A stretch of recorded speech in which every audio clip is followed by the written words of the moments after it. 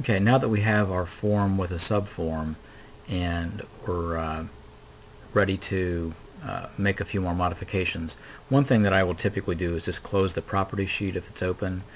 Sometimes you want that open and you can turn it on and off right here like that, but sometimes you don't need it, and this is one of those times. Now in step 13 we're being asked to resize this subform.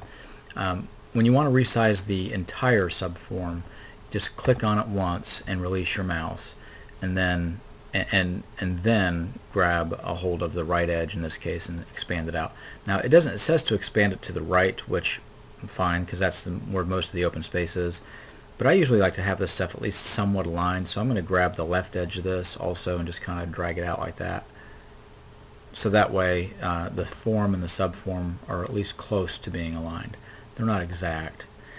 One thing that you'll find is that when you're messing around with a form and a subform, when you're trying to move controls around and things of that sort, controls is a term I just used.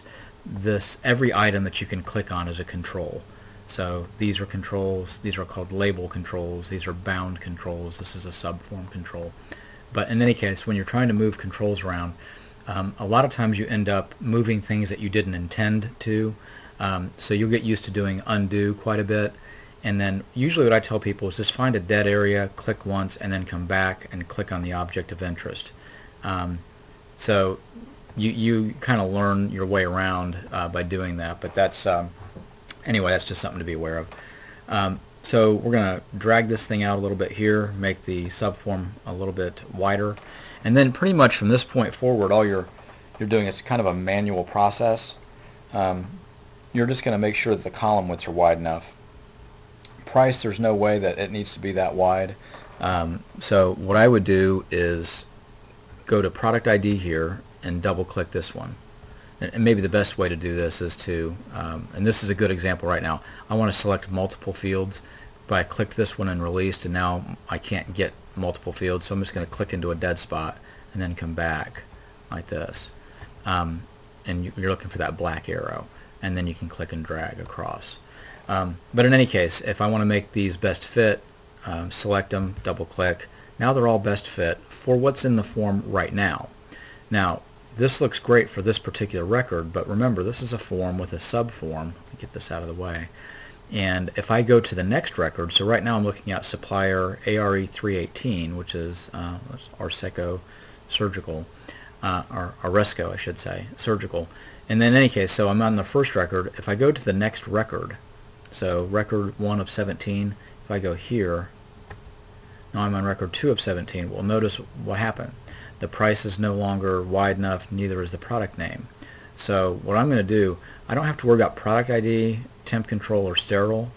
These two for sure because they're checkboxes, so there's nothing that's going to be different from one record to the next for those. Product IDs are consistent in their size. These are the only two that kind of vary from field to field as far as the records are concerned. So I'm going to click, drag, release, double click to widen those. And then I'm going to go on to the next record. Price is wide enough, product name is wide enough. Next record. Fine. Next record. Still displaying everything, so we're looking pretty good there. Next record. Good. Next record. Aha. Product name's not wide enough. Price is still good, so I'm not going to mess with price. I'm going to go to product name, double click to make it wide. Next record. Next record. Same problem. Product name's not wide enough. Everything else looks good.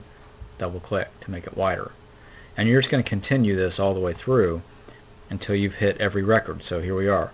Record 11 looks like the doozy of them. So that's a pretty wide product name field, and I'm just going through each one of them. So I found the widest one and increased the column width to account for that. Now I can go back and maybe decrease the width of this a little bit. I usually leave a little extra space like this here because if I end up building up a lot of records through here and it gets bigger and bigger, you'll get a scroll bar here, so that's enough room for a scroll bar to fit in there. So once you have that, then you should be good to go. I think we're ready to save and close this form.